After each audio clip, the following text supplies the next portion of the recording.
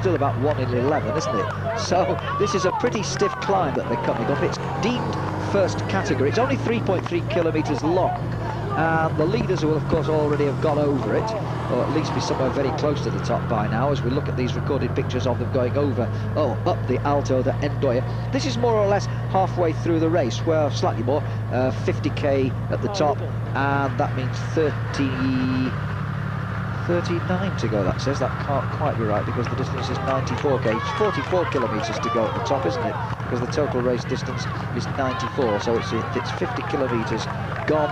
It must be 44 kilometres still remaining. So my printed schedule is not quite right. The mathematics don't quite work out, do they? It's a 94k stage, and there you see the Endoia, the 10.3% stretch that I mentioned. That's a bit severe, isn't it? Well, these riders making a brave fist of this in these very cold conditions. The temperature's improved a little today, I'm told. It's gone up to around about 8 centigrade, which is a little bit better than it was yesterday, when it was only around about 5 or 6. And most of the riders were wearing extra jerseys, several of them on racing capes. The Alto de Endoia, really quite a severe climb, this one, isn't it? I'm watching these recorded pictures here, as we see the peloton coming up the climb at a reasonable rate of knots, I must say, considering the steepness of the gradient. That'll cause a little bit of havoc round at the back end, which we don't often see. The motorbike cameramen are usually at or near the front. Now, this is interesting, because remember, this is a recording. We haven't had any live pictures for at all yet, and it would appear on this recording, this is something that I did not know had happened, so it's as good as live, really, for me, isn't it? As the Dutch boys, Michael Boogerd and co, get things moving, they've actually caught up with the break, or at least some of the break. Boogerd really going very hard and trying to split things up here on the climb. Well, Michael Boogerd is lying, along with a lot of other riders, 3 minutes and 45 seconds in arrears in 12th place. Maybe he fancies his chances. Aitor Osa, the overall leader, still not wearing the yellow jersey, which is why it's a little bit difficult to spot him. He's got an extra top on over the yellow jersey, and Boogerd really pushing very hard and trying to disrupt the controlling influences that Ballesto have been attempting to exert on this race for the last couple of days since Osa took over the jersey. But Boogerd persisting on the higher parts of the climb, and interestingly, it's resulted in this break being pulled back. There's another of the escapees being brought in. I don't know whether they've got them all back yet. Remember, there were originally 6 of them, and look at the split that Boogerd's now caused, and Osa is having to try very hard indeed to stay with Boogerd. Boogerd in good climbing form. This is looking very good. So the Dutchman at this stage looking strong. Osa having to call upon all his reserves here. 3 minutes 45 is a lot. Osa's got plenty to play with, unless he fears that Boogerd might be a danger to him in the time trial this afternoon. 3 minutes and 45 seconds is, I would have thought, a reasonable margin. The time trial is 15.2 kilometres, and the organisers are expecting the winner to do it in around about 22 or 23 minutes. So to lose 3 3/4 minutes would be very careless, wouldn't it?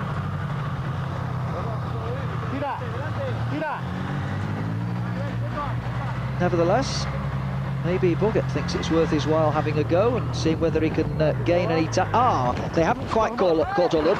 This is Juan Jesus de Los Angeles on these recorded pictures. Whoa! And now, the cameraman's had a bit of a problem all the while, hasn't he? And I'm not sure what happened to him, but now we find the cameraman at the back of the group.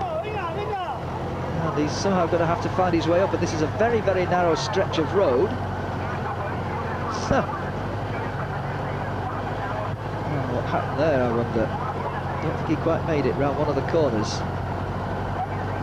I told you, it's a risky job they do, and all power to them for bringing us the pictures. Remember that in real time, the riders are well within the last 20 kilometres of the race, as we are still watching a recording of the riders, the peloton, catching the original breakaway on the climb of the Alto de Endoia. Well, they've gone over that one now and heading towards the next one, which is the Alto de Azurki. 6 categorised climbs in just 94 kilometres of racing. 2 of them first categories, and the other 4 all second categories. So some tough climbing. Remember that the riders have then got to ride on their own against the watch this afternoon, starting at 3:30 Central European time, 2:30 in the UK, over a very hard 15.2 kilometre time trial course. This race has traditionally ended with a time trial, started with road stages and then a time trial at the end. We're still waiting for further news of where the race really is as we watch these recorded pictures again. This Basque country, very, very hilly. Remember, we're very close to the coast as well, very close to the coast indeed, only just a kilometre or 2 to their right as we're walking to the riders, down to their right-hand side, and you've got the Bay of Biscay. Can't see much of it, can you, in this weather? Dear, oh dear, oh dear. One of the Mappy boys having a dig, stretching them out. Oh, now, Cadel Evans is a very, very interesting rider. Cadel Evans has had some good results already this season. A former mountain biker, he's changed his objectives, and he rode very well in the Tour Down Under. He won a stage, he finished up with the King of the Mountains jersey, and surprised a lot of people with his forceful riding, Cadel Evans. And he's gone on from there to do very, very well in 1 or 2 other races as well. And he's a good climber, Cadel Evans. He came 3rd in the Settimana Internazionale, which is the Italian race otherwise known as the Coppi and Bartali Memorial recently. The overall winner was Francesco Casagrande, who sadly crashed out of this race a couple of days ago. Cadel Evans finished behind Casagrande and Paul Luttenberger, and again took the King of the Mountains and the best young rider. Now, Cadel Evans, let me just check, he's not very far behind on general, but he's one of that group of riders inside 4 minutes on the leader. He's in 18th place at 3 minutes and 55, Cadel Evans, and, well, could he do a time trial this afternoon? Would be interesting, wouldn't it? He's not shown as much of his time trialling skills yet. Maybe this afternoon will be the opportunity for him so to do. Look at the mist down to the right. The sea's down there, let me remind you once again. Oh, just a kilometre or 2 away. So things have changed a little bit on our recorded pictures. I don't have the up-to-date news of what's happening in real time, with the riders probably within the last 20k now somewhere.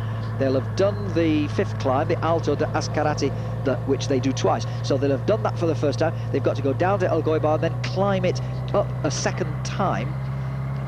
So they'll probably be somewhere between the 2 climbs. As we're watching the recording of the riders climbing the 4th of the 6 climbs of the day, the Alto de Azurki, which when they get to the top is 61 kilometres of the 94.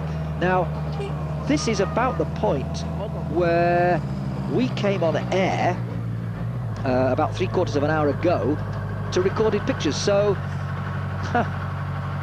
obviously, we have a technical problem in Spain. We can't bring you the live pictures, and this is Cadel Evans having another go. He's pedaling a nice fast cadence a la Armstrong, and look at the way he's going here. Remember, he's already won 2 King of the Mountains awards this season, and Cadel Evans, the former top mountain biker, is really looking very, very good. Now, if he could gain time here, this would pull him up the GC, obviously, towards the end of this morning's stage. And with the time trial this afternoon, does he fancy his chances of doing a good time trial and gaining something on the general classification? He certainly doesn't lack for initiative. He's got that have-a-go spirit, which I like to see in riders. The guys who are not afraid to have a go. He could yet become a big star, could Cadel Evans. New to the bunches, comparatively that is. Born in Katarina in Australia. Born on Valentine's Day, for those of you who like to know little snippets of information like that. He was 25 years of age on February the 14th. And look, he's putting distance between now. I'd love to hear over my headphones what the real-time situation is, because remember, we're looking at pictures around about 3/4 of an hour behind real time, if you're still with me. Are you paying attention out there? There might be questions later. This is a recording, and this is Cadel Evans now with the Mappy Quickstep team, and he really is going some, isn't he? And over the top of the Azurki at 61k with just 33 to go. In real time, I wonder where he is. Michael Boogerd and Aitor Osa fighting hard to stay within fighting distance of them, with one or two others for support. Osa's not on his own. He's got company here. At least one of the Euskaltel riders is out there, and so too one of the Jazztels.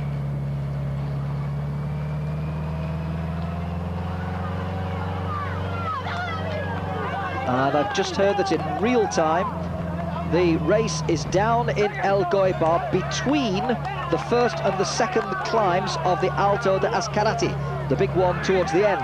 So in real time, they've got 15 kilometers to go, as we see Michael Boogerd still forcing the pace. But remember that this little group here, including, there's a Jazztel rider there, I can't quite see who he is, including Cadel Evans up the road. We've got a fascinating picture here, haven't we? These riders are chasing after Cadel Evans at this point, and I wish that we could get some information for you. Please bear with us, viewers, because all will be well in the end, he said, praying to the heavens. The climb of the Azurki for these riders, still with some distance to go when they get to the top, but in real terms, they've only got one more climb to do. In real terms, they're at this moment starting out from Elgoibar, which is the eventual stage finish, to climb the Alto de Azurki for a second time, as we go back to the ebullient Cadel Evans, the 25-year-old Australian for Mappy Quickstep. And look at the mist, the visibility on the descent is not good, is it?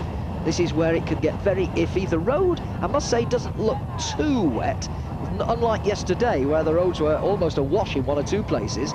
It's just the misty conditions which don't give you much advance warning as to where the sharp bends are coming up, so you've just got to watch yourself here. Laurent Jalabert would relish these conditions. He's one of the greatest descenders in the peloton at the moment, of course. Let's see how good Cadel Evans is at descending.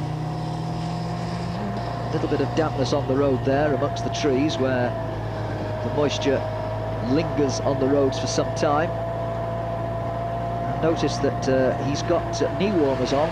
Quite a lot of the riders are dressed for the occasion, although he's bare-armed at the moment, but protecting his knees from the cold. Very sensible, I think, these days. The lycra that we all wear when we're riding our bikes, it's so light you hardly know you've got it on, and yet just that one thin layer I've found since I've been wearing lycra these last how many years it is, I've found quite a difference in the way that I can withstand the colder conditions. Even just that one layer seems to be quite a big protection against the worst of the elements. And when it is cool, I go out with the old arm warmers on, and of course, as you see, the riders, they can push them down to the wrists if they just want to bare their arms and get their arms cooler when the weather does warm up, but they're still there in case they need to just pull them back up again should the conditions get a little bit colder. Thank heavens for the invention of lycra. Yes, I did start racing in my very early days with the old woolly jerseys, which when wet draped either side of your rear wheel, it seemed, especially if you've got anything in the back pockets like the notorious David Duffield jam butties. Oh yes, David, I know.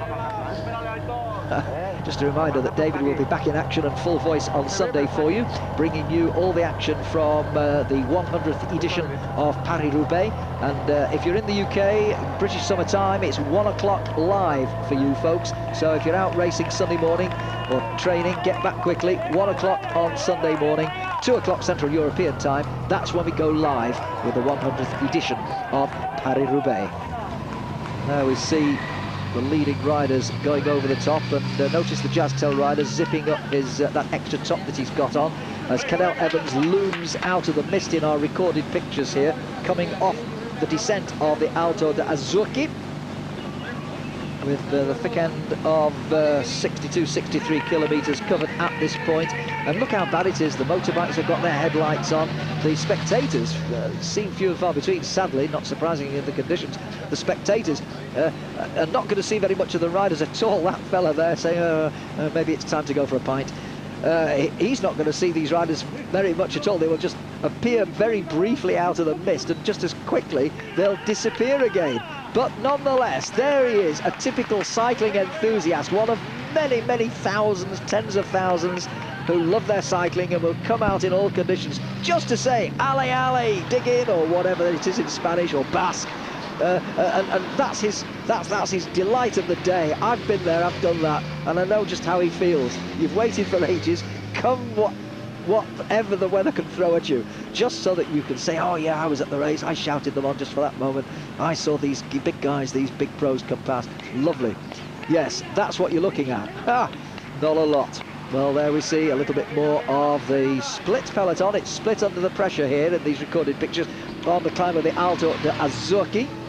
The camera zooming hopefully into the murky distance to see hopefully a few more riders coming down. I just hope that they all come down safely. We haven't heard of any accidents so far. I was amazed that they all got up and down all the mountains yesterday in that appalling weather. Remember, it was a truncated stage yesterday. We lost the first two big climbs, but we got through safely. No major accidents. It's a tremendous credit to all the riders that their bike handling skills are so good, the reactions are so quick, and the brakes these days, the special brake blocks that they have these days for the modern alloy rims, are very height, which means that they must be somewhere up on the heights of the Alto de Azurki for the second time now. Is it Cadel Evans, or have Boogerd and Osa and the rest managed to get back up to him, or what? I do not know. And I've noticed, if you look there, you won't see too many umbrellas, so it looks as though the rain has eased off for the moment. Everybody wrapped up quite warm though, aren't they? The temperature for the Spaniards, they prefer it in the upper 20s, don't they? And it's about 8 or 9 at the moment, I'm told. Centigrade, that is, of course. So not particularly warm. Some of the officials coming up to the finish, because they will be expecting the leaders to come here within the next 15 minutes. If they've only got 9 or 10k to go, that's going to be, well, in fact, possibly less time than that, because it's mainly downhill, so it'll be pretty fast off the top of the last climb of the Azurki. Only 9k to go at the top, so, well, perhaps no more than 10 or 11 minutes maybe from the top of that climb down into the town again to the finish. So everybody gathering now as we look at the overall. Just a reminder, Aitor Osa, the overall leader, Fernández in second place, Bingen Fernández and Pellizotti, yesterday's stage winner, up into third place at 3 minutes and 13 seconds, just ahead of the two Euskaltel riders, Echevarria and Sanchez. Quite a lot of riders on 3 minutes and 45 seconds, including the points leader, Birchberg, the former overall race leader. Mario Etz is in there fighting, just off the picture. There you are, we've gone to 6th to 10th now, so there you see Arts. I should remember to pronounce his name the correct way, by the way, my apologies to him, Mario Arts.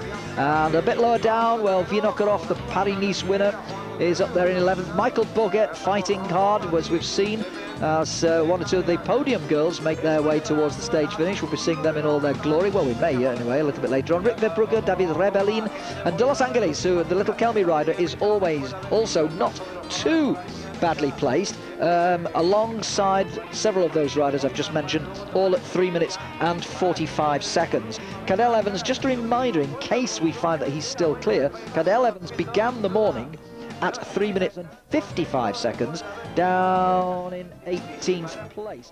And if you go down to 23rd, who is Pavel Tonkov, the former Giro d'Italia winner, Pavel Tonkov riding for Lampre is at 3 minutes 55. I would say that the winner really has to come from one of those top 23. My own feeling is that all those at 3 minutes 45, 55 are possibly a little bit too far behind to gain sufficient time in what is really a fairly short, if difficult, time trial this afternoon. There's the profile, and, well, where are we in real time? I'll tell you where we are in real time. We're just about at the top of the Ascari for the second time. They're giving the distance as 96k. My schedule has 94, but I'm not going to argue for a couple of kilometres.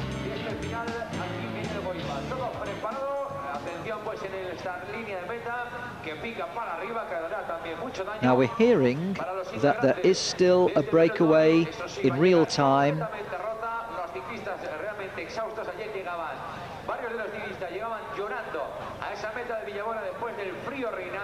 Well, I'm just getting information that there is a little group of riders a little bit ahead of the rest.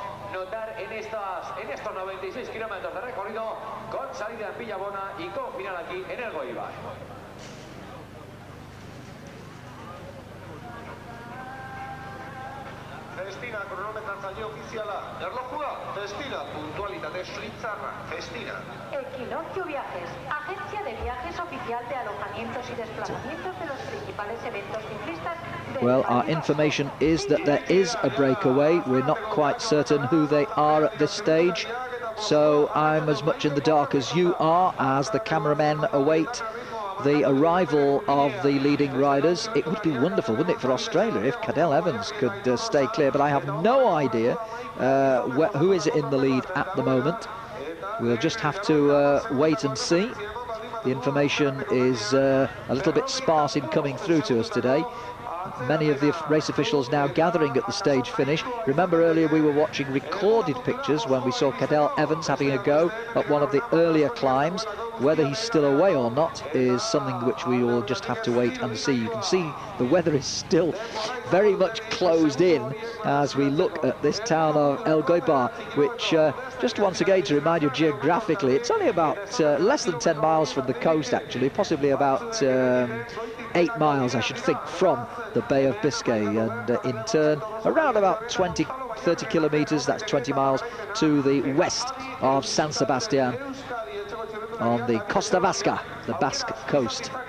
The other way to the west, of course, you've got Bilbao, and these the main towns, including Vitoria, the administrative capital of the Basque country in this part of northern or northeastern Spain.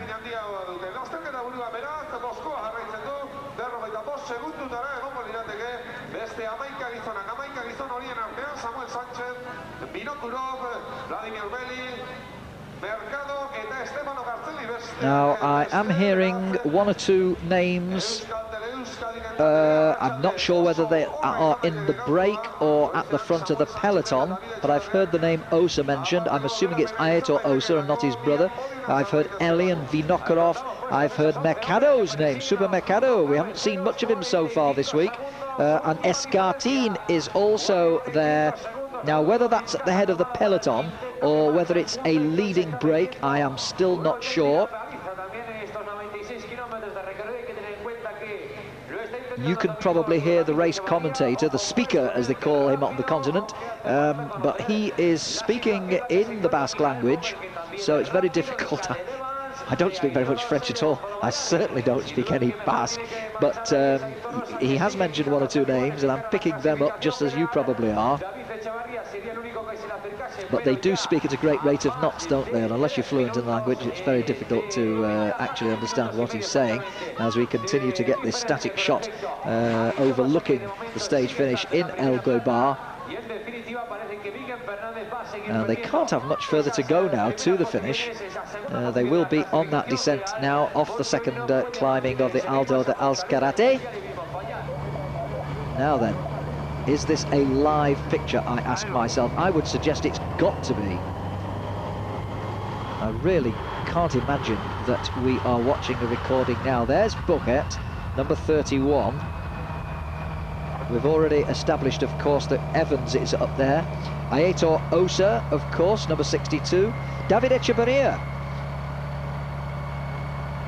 is up there once again for the Euskaltel team. And these five now, if this is live, they haven't got very far to go to the finish. I'm just waiting to see whether these are in fact live pictures. I'm really not certain at this stage whether we're watching live pictures or simply more recording from a little bit earlier on.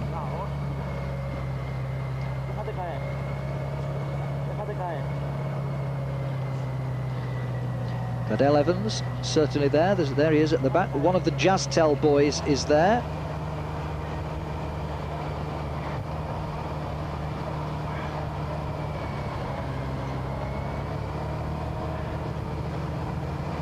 And judging from where they are, I have the feeling that we've gone back to recorded pictures. I think if we were seeing live pictures now, we would, and I've just had confirmation in fact that this is still a recording, and they are on the Ascarati. Now this is on the Ascarati for the first time of asking, not the second time. Remember, in real time they are already off the top of the second climb and on the descent down to the finish, so we're back to recorded pictures. I didn't think that this was live. If they were live, we'd be seeing them going very fast downhill towards the finish and coming into the town, or towards the town of Elgoibar. Anyway, back to Michael Boogerd at the front, former Dutch champion. So much hoped of him, and much the Dutch cognoscenti, but he somehow not quite fulfilled all their hopes. Davide Rebellin, on the other hand, often gives the Spaniards cause for celebrations as he takes a top off. Now where's that finished up? Will it get to the team car, or will some souvenir hunter take it? I don't know, but Davide Rebellin slinging away a tracksuit top there. Notice how small his frame is. He's one of those little riders, smashing little climber actually, who they have to put their frame number behind the saddle. There's no place for it inside the frame. The frame is simply far too small for it to find a space there. Boogerd doing a lot of work.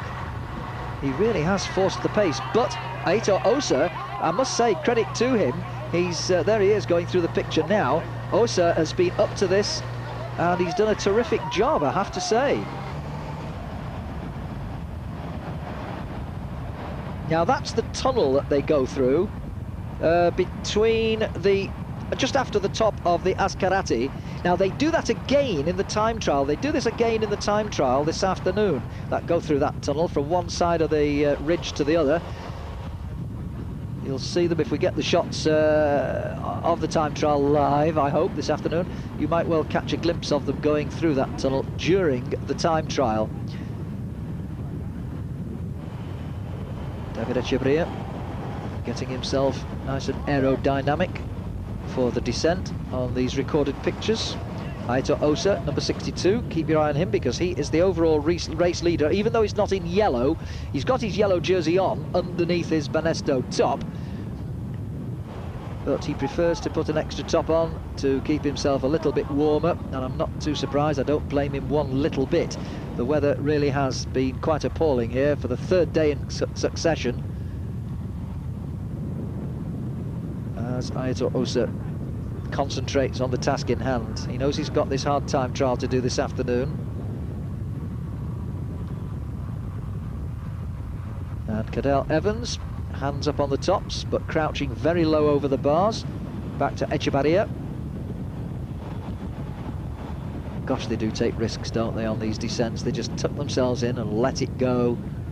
And there you see the spectators in the murk, watching more riders go over the top of the Ascarati.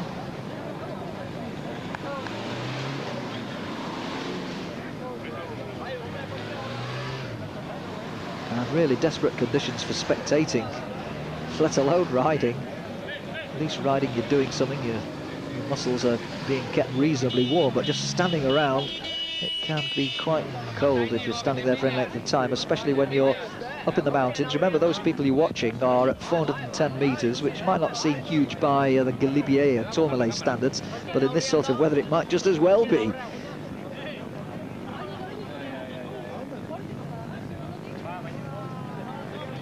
Well, I do apologise for the lack of the live pictures, as the cameraman once again cleans his lens for us. hasn't made a lot of difference though, has it? Well, I'm as anxious as you are to find out what's going on down in Elgoibar, because they are expected there as of now. In fact, they're well behind schedule, to tell you the truth. On the 40km/h schedule, which is 25 miles an hour, normally what we work off these days, they should have been at the finish at 12:21 Central European time, of course 11:21 in the UK, and by my watch it's around about 20 minutes to 1, and I'm not even sure that they've quite reached the finish. I think I might have heard if they'd reached the finish proper. In fact, surely Spanish television would have taken us back to that static shot of the finish line anyway for the finishers. Now, was that Abraham Olano just going over the top? I suspect it was. Well, if so, he's lost a bit of ground today. I was thinking that Olano might have been one for the time trial this afternoon. Maybe not. He lost time yesterday. He's now 5 minutes and 12 seconds back on general classification. He didn't stay with the lead chasers after the escapees yesterday. Finished another minute and a half-ish behind the first main group. As we go back to the finish straight, or what bit of straight we can see at the moment, and at least there is a sizable crowd down there in Elgoibar waiting for the leading riders to come to the finish. Don't forget that we're live at 5 o'clock Central European time, 4 in the UK on British Eurosport for the time trial. So that's a date which I hope you'll make with us later on today for the final stage of this Tour of the Basque Country, being run off in these somewhat inclement conditions on this occasion. Not for the first time, I must say. They have had bad weather conditions on this race before now, although on the other hand, usually it's nice and spring-like, the sun is shining, but there we go. It's typical northern Spanish weather, I'm told. It can happen just like it happens in Britain. And there's a longer shot of what to expect. Any time now, I would have thought. I'm still no definite information as to exactly how near to the finish the riders are, and I am at a loss to understand, as they say, as to why we can't, if we've got this static camera working all right, why we can't have that cameraman who's given us all those earlier pictures which we're showing you recorded, can't now be with the lead group live. But there we are. We just have to keep our fingers crossed and hope. Now, these vehicles suggest to me, from my experience of bike racing, that it can't be too long now before the leaders live come into the finishing straight.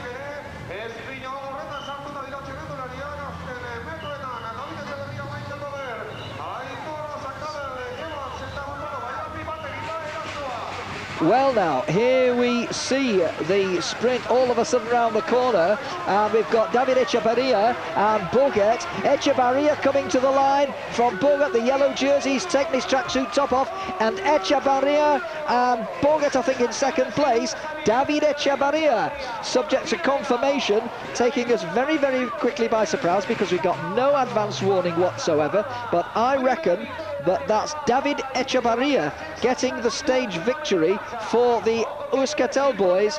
And, well, it was short, it was not so sweet. We could have done with seeing a bit more of that, but we did manage to pick up the actual live sprint finish for you. And that group of 5 riders did in fact stay clear. And it looked to me, oh, is this Mario Arts? That looks very much like Mario Arts coming in just ahead of the group for 6th place at 43-44 seconds. And Rolf Aldag, I think it is, in the Telecom colours, just a second or two behind him, but sprinting for the minor places. But you'll notice, I hope you noticed, that Aitor Osa had taken off his Banesto top somewhere in the closing stages, and you did in fact see him crossing the line in the yellow jersey.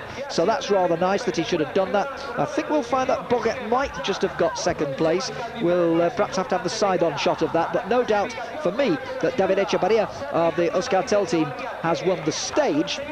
And well, he was lying in 4th place this morning on 3 minutes and 31 seconds behind Osa, and he'll have gained a little bit of time on both Bingen Fernández in 2nd place and Franco Pellizotti in 3rd. Might have gained some considerable time because we don't know where those two are. He might find himself elevated up into 2nd place when we get the general classification sometime early this afternoon, and of course hopefully a start list for the time trial this afternoon, as we see yet another group coming in, 1 minute and 3/4 in arrears.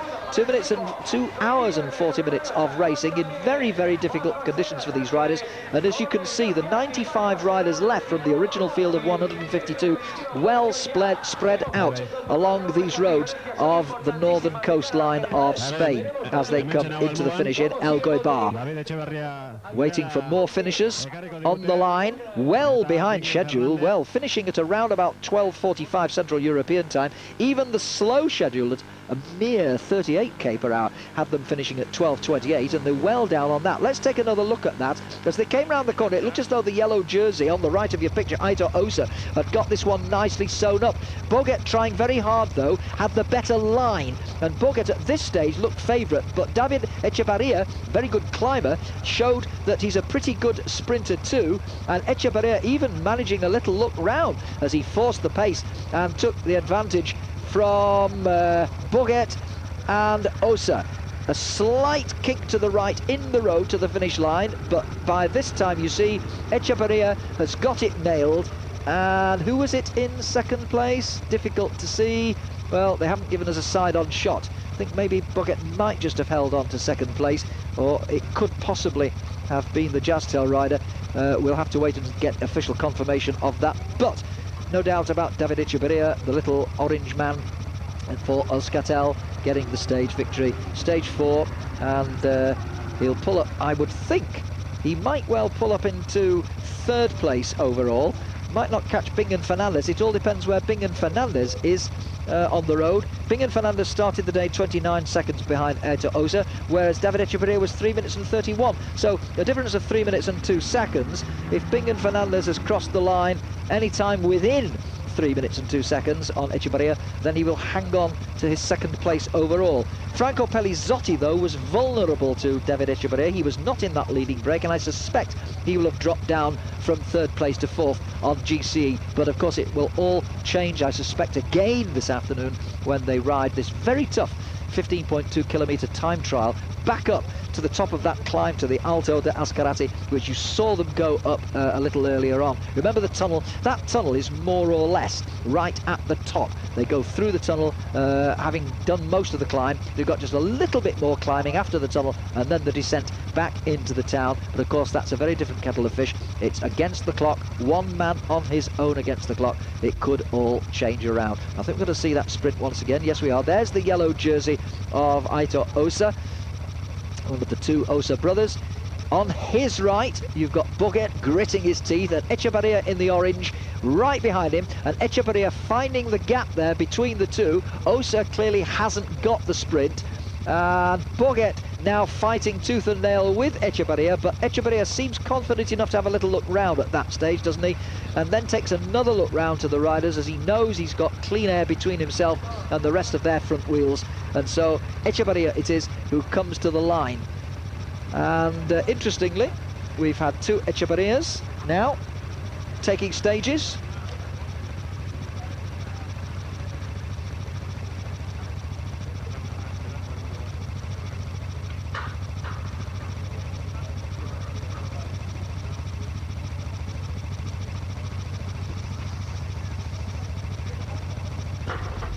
Not actually taking stages, but at least what I meant to say was featuring in the thick of things. We've had the Venezuelan Unai Rebellin and now Davide Rebellin, and they've both featured in our thoughts very much. Unai Rebellin was just beaten by Cesar Garcia the other day, wasn't he, on day 2? Then he nearly made it a stage win. And there we have confirmation of the result. Bayari was the Euskaltel rider, the Jastel rider. Boogerd just beaten into third place there. Osa getting 4th, and Cadel Evans 5th. So that's official confirmation of the 1, 2, 3, 4, 5. Rebellin, Bayari, Boogerd, Osa and Evans at the end of a very much weather affected stage. Day 5 and stage 5A of the time trial, of the Basto with the time trial still to come this afternoon. Well, let's look a little bit further ahead just for a minute and look ahead to Sunday and Paris-Roubaix, that greatest of the great classics.